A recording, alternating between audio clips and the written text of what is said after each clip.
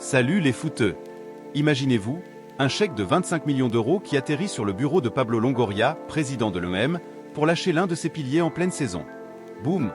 C'est le dilemme explosif qui agite Marseille en ce moment. Pierre-Emile Højgård, ce rock danois qui dicte le tempo au milieu de terrain, est courtisé par la Juventus Turin. Vont-ils céder à la tentation financière ou garder leur capitaine pour viser le haut de tableau en Ligue 1 et briller en Ligue des Champions? Accrochez-vous, parce qu'aujourd'hui, on plonge dans ce mercato hivernal qui s'annonce bouillant pour le même. Je suis Passion Foot. Bienvenue sur cette vidéo où on décortique tout, les rumeurs, les enjeux sportifs, les plus-values potentielles et ce que ça pourrait changer pour De Zerbi et ses hommes. Si vous aimez le foot vrai, abonnez-vous, likez et activez la cloche pour ne rien rater des actus mercato. Allons-y. Bonjour à tous et bienvenue dans cette analyse approfondie du mercato de l'Olympique de Marseille.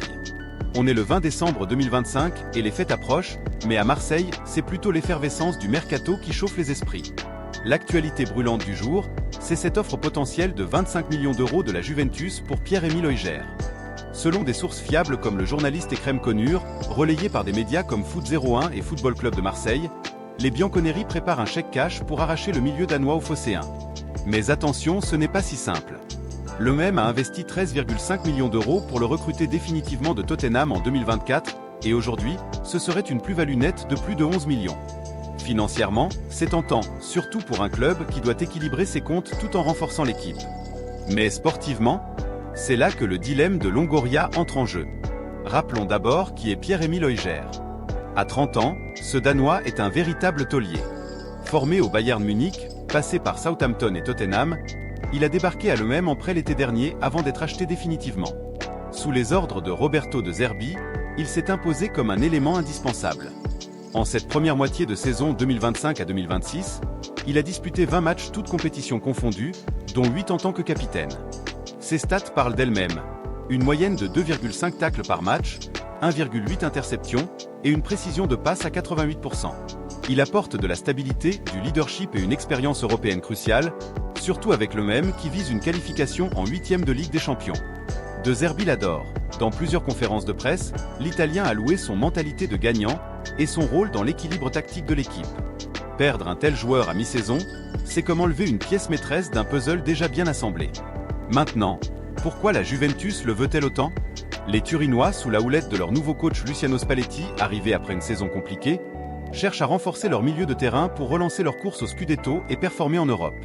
Après avoir perdu Adrien Rabiot l'été dernier, il manque de profondeur et de caractère au milieu. Højgård, avec son profil de récupérateur infatigable et son passé en Premier League, colle parfaitement à leurs besoins. Selon la Gazzetta dello Sport, il est la priorité absolue pour le mercato hivernal. Initialement, des rumeurs parlaient d'un échange avec Manuel Locatelli, le milieu italien de 27 ans qui stagne un peu à la Juve. Locatelli, apprécié par De Zerbi, qu'il a connu en Italie, pourrait être une contrepartie intéressante pour l'OM. Mais les dernières infos, comme celle de Foot 01, indiquent que la Juve passe au cash, 25 millions d'euros net. C'est une évolution notable, car auparavant, les Bianconeri essayaient de faire baisser le prix en incluant Locatelli. Pourquoi ce changement? Probablement parce que l'OM reste ferme. Pablo Longoria et Mehdi Benassia, le directeur sportif, ont répété que Højgård n'est pas à vendre mid-season. Dans un tweet récent de 100% Mercato sur X, on lit « La Juventus proposerait désormais 25 € cash à l'OM.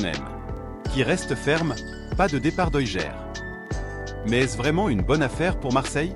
Analysons les pros et les cons. D'un côté, les 25 millions permettraient de financer d'autres recruteurs. L'OM prépare la deuxième partie de saison avec des objectifs clairs, rester dans le top 3 de Ligue 1 et aller loin en C1. Avec cet argent, Longoria pourrait activer l'option d'achat pour Arthur Vermeeren, le jeune Belge en prêt d'Antwerp, ou régler le cas Mason Greenwood, dont le prêt de Manchester United expire bientôt et qui fait débat en raison de ses performances inégales, seulement 5 buts en 15 matchs. Sans oublier d'autres dossiers chauds, la prolongation de Jonathan Klaus, les rumeurs autour d'un départ de Chancel Mbemba vers l'Arabie Saoudite, ou l'intérêt pour un attaquant comme Angel Gomes de Lille, qui pourrait venir booster l'attaque. Gomes, avec ses 8 passes décisives cette saison, est un profil créatif qui manque à l'OM. Si Højgård part, ces 25 millions pourraient financer un remplaçant de qualité, comme un retour de Matteo Guendouzi ou un coup comme Teun Koopmener d'Atalanta, même si ça semble ambitieux. D'un autre côté, sportivement, c'est un risque énorme. De Zerbi a construit son 4-3-3 autour de Højgård, aux côtés de Geoffrey Kondogbia et Amin Harit. Le Danois est le métronome qui permet aux créatifs comme Greenwood ou Luis Enrique de briller. Le perdre en janvier, c'est déséquilibrer l'équipe au pire moment, avec des matchs clés contre le PSG, Monaco et en Europe. Roberto De Zerbi l'a dit clairement, Hojbjerg est un leader, un capitaine naturel. Je ne veux pas le lâcher. Et les fans? Sur X et les forums, l'opinion est divisée. Certains, comme dans les postes de supporters marseillais, voient en cette offre une opportunité de cash pour reconstruire.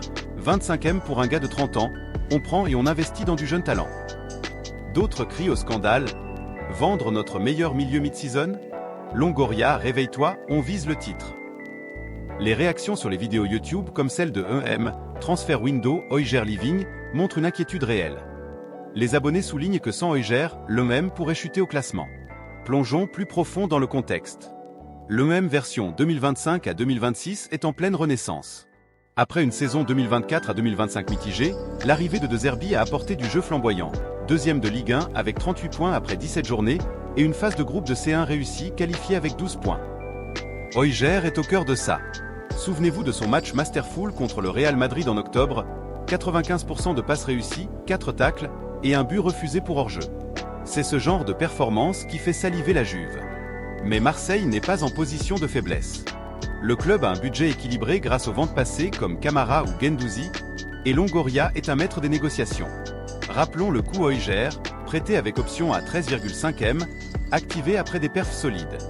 Si la Juve veut vraiment le Danois, ils devront peut-être monter à 30-35M, comme le suggèrent des rumeurs sur Tuto Mercato Web, qui parlait initialement d'une demande de 60M de l'OM, un chiffre exagéré, mais qui montre la fermeté phocéenne.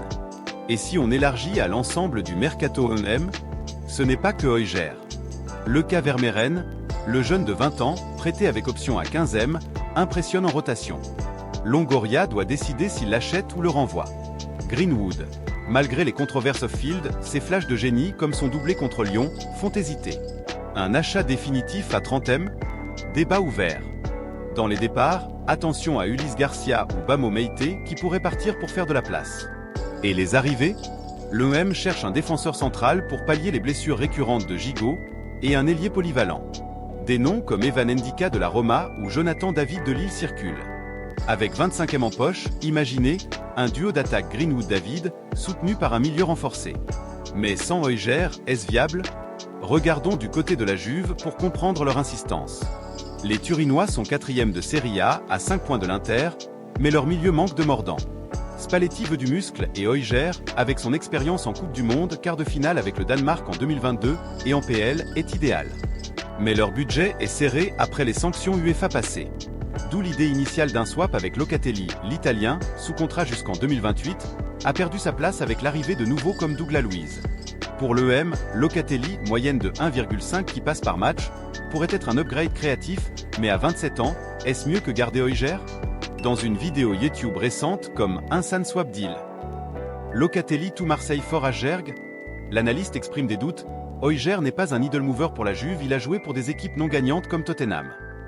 Côté 1M, une autre short YouTube Huge M Juventus Swap Deal souligne que De Zerbi adore Locatelli, ce qui pourrait faire pencher la balance. En résumé, ce dilemme est emblématique du foot moderne, finance vs. Sport. Longoria doit peser le pour et le contre. Vendre pour 25M et réinvestir, ou garder pour viser les trophées. Personnellement, je penche pour garder Hojbjerg. À mi-saison, perturber l'équilibre pour une plus-value modeste, c'est risqué. L'OM a le vent en poupe, pourquoi tout gâcher? Mais si une offre monte à 30M+, et avec un remplaçant prêt, pourquoi pas? Dites-moi en commentaire, vendez-vous Hojbjerg ou pas? Et qui pour le remplacer? Si Hojbjerg part, l'OM pourrait cibler un profil comme Declan Rice, mais budget oblige, peut-être un retour de Boubacar Kamara d'Aston Villa, en manque de temps de jeu. Ou un coup gratuit comme N'Golo Kanté, libre en juin mais dispo en prêt? Fantaisiste, mais excitant. Côté fan, les sondages sur X montrent 60% contre le départ. Et en Ligue des Champions, avec des matchs contre le Bayern ou Liverpool à venir, perdre un leader comme lui pourrait coûter cher. Pour conclure, ce mercato hivernal sera décisif pour l'OM en 2026. Avec ou sans Hojbjerg, l'objectif est clair, viser le podium et l'Europe. Longoria, face à ce chèque de 25M, a un choix cornélien. Merci d'avoir regardé, likez si vous avez kiffé, partagez et abonnez-vous pour plus d'analyses. Peace.